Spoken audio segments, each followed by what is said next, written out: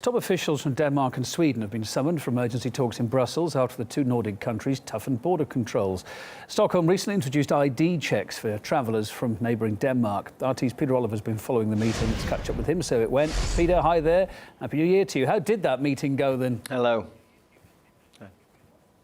Well, it was all very diplomatic, as you would expect, but that diplomacy covered over cracks that are there. Since these ID checks were brought in on the bridge that crosses between Copenhagen and Sweden, and then Denmark responded by implementing its own border checks on the border with Germany, well, there has been some tensions there. I've actually just come back from the Swedish-Danish border, and I spoke to some people who make that crossing between Sweden and Denmark every day. They're far from happy about these new checks that are being put in place.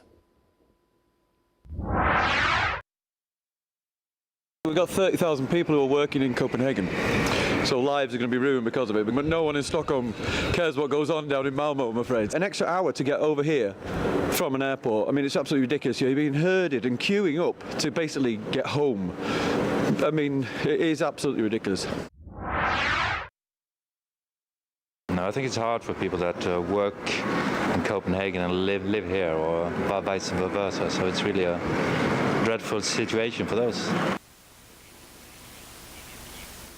Well, as I say, all very diplomatic from the meeting in Brussels. However, two key messages for me emerged from the Swedish side. They're saying that they've done everything they can and they can't take everyone. And the Danish side is saying that Denmark does not want to be the final destination for asylum seekers arriving in the country, arriving in Europe. This is something that they say isn't going to be a permanent decision, these border placements, these border checks. However, we can't see any end in sight for them at the moment. Peter Oliver, thanks for the update there.